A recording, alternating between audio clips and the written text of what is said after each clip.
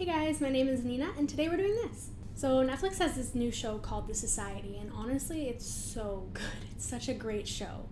But Allie is the worst. I don't like her character. I don't like her attitude. And these are several reasons why. So in the beginning of the show, Cassandra encourages Allie to confess to Will that she likes him. But instead of talking to him, sitting him down and confessing, she just grabs him by the face and kisses him.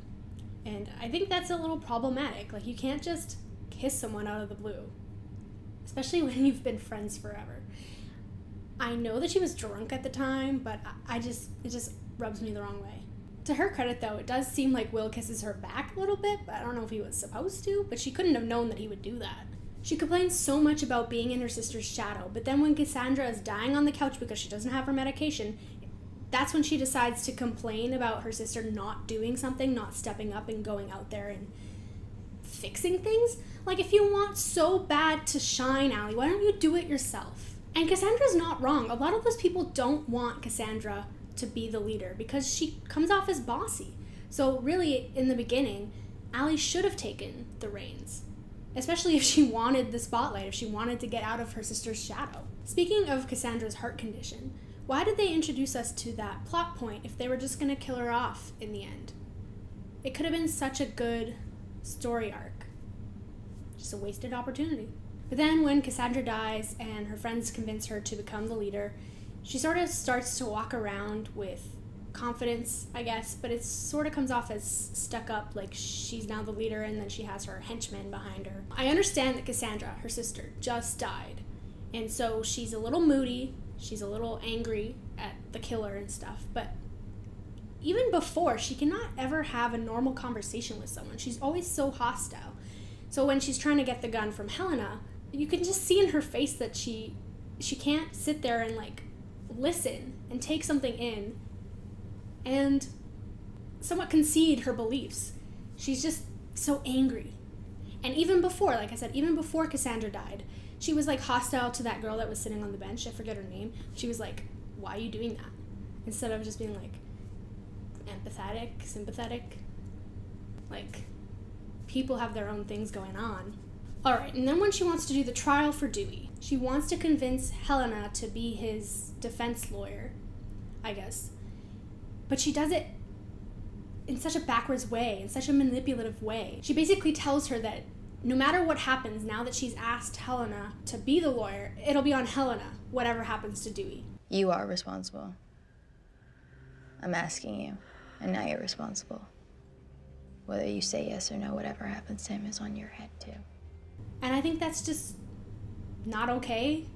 Like, putting all that weight on Helena. I mean, you're the one who's making the decision what happens to Dewey. Helena being his lawyer or not is not really affecting anything, so maybe take responsibility. Alright, now we get into the meat of things. When she's interrogating Dewey in the cellar, in the wine cellar, I get why she's angry. Dewey killed her sister, so that completely makes sense. But if you're going to pretend like you're doing the right thing, you shouldn't threaten someone to confess. Doing that is coercion. Not only did she threaten him, but she did deprive him of the use of the bathroom and proper food, and also he was beaten up, which is also all mixed together with coercion. You're not doing it the right way. Stop pretending like this trial is doing something the right way, doing it fair, because you're torturing him in this cellar. Like, it's not the right way to go about it. And then during the trial, Dewey doesn't even get to say his part. He's not a witness. He isn't brought to the witness stand and questioned, and he's not allowed to say his side of the story or defend himself. It's only after the trial is concluded, after he's found guilty, that she lets him speak. Now, keep in mind, I'm playing devil's advocate here. I definitely think that Dewey is a horrible person and has a little bit of incel tendencies. So are all the women here. Fucking bitches who won't give us the time of day, who think we owe them everything. But I believe in the idea that everyone should be allowed to say their piece. Then after that, she has Campbell arrested without any evidence other than Dewey's word. I get that there is no established legal system yet, but I mean, think before you act. And then when she's talking to Elle, trying to see if Elle knows anything about Campbell, you can tell, like, Elle makes it clear that she doesn't want Campbell to be let go. She even says, if you're gonna let him go, you better kill him. You can't just capture him. You can't just injure him. You have to kill him. But she uses that information to threaten Elle. She uses it against her, which is so wrong. So obviously Elle talks, but then Allie lets Campbell go anyway without even considering Elle, without even thinking what would happen to Elle. And not only that, she does it without consulting anybody else.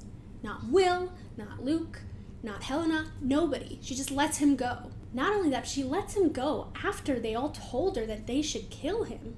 And then there's a moment when Becca tells her that they shouldn't be doing anything in secret. Instead of taking that in and listening and considering that side, she just gets huffy and walks out. Like, I don't know, grow up a little bit? She has a point. Everything should be out in the open, especially because you weren't elected. So then Will tells Allie that people should be afraid of her to be able to control the crowd, I guess, which is why they should execute Dewey. But I think that's just a horrible mindset.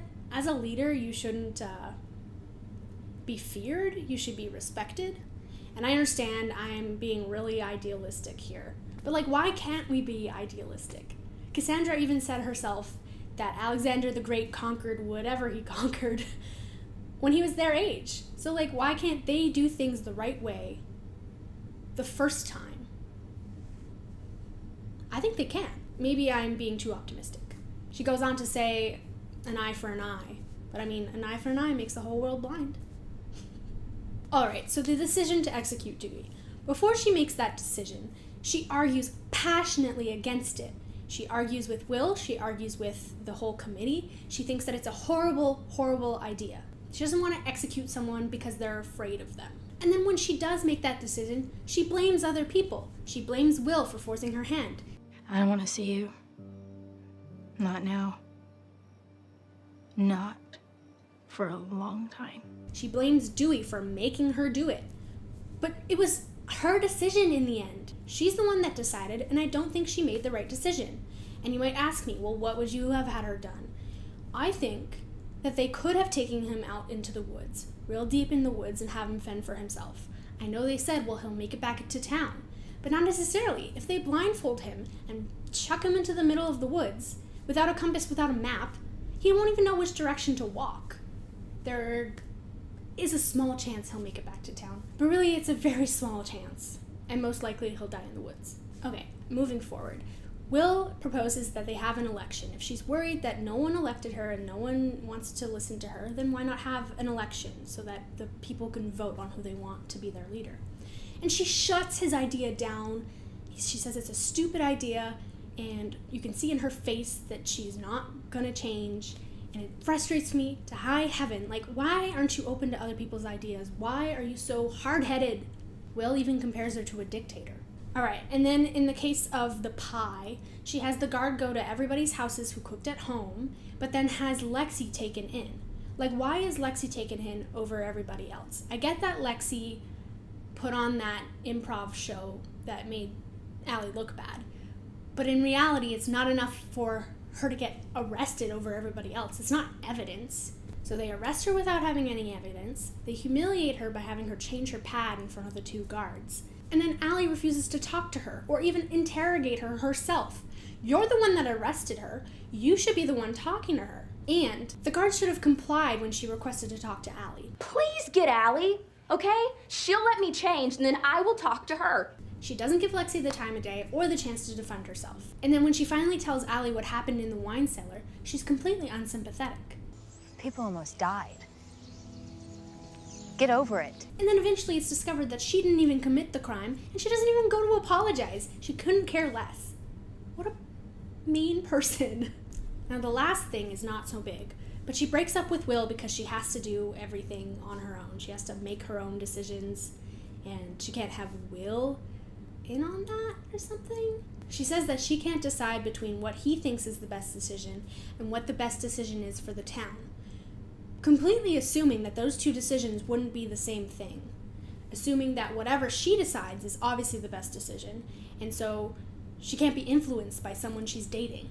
And that's not what a good leader does. A good leader listens to everyone, gets input from everyone, and then makes their decision informed. It's a ridiculous notion that being with someone makes you weak or makes you not be a good leader, especially since the leaders in our real society, in the real world, have husbands and wives.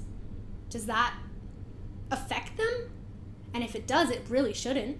I gotta say, one of the redeemable points of her character is when she brings up the Poseidon Adventure, because I love that movie. That's my only reasoning. But I guess also when she protects Elle after finding out that Elle's the one that poisoned the pie. So I mean, and then obviously I do know that this whole time she was grieving her sister. But I don't know, she could have had a better brain. She could have let other people in to help her out. Everything could have just been handled better. Anyway, let me know what you think about Allie. You know my opinion. Let me know what you think about the show, because I think it was a great show overall. I love Grizz and I love Sam. And let me know what shows you want me to talk about next. Let me know in the comments. Give me any recommendations because I need them. With her Goonies behind her, and I think that's just... her Goonies? Is that a word? I don't like this job.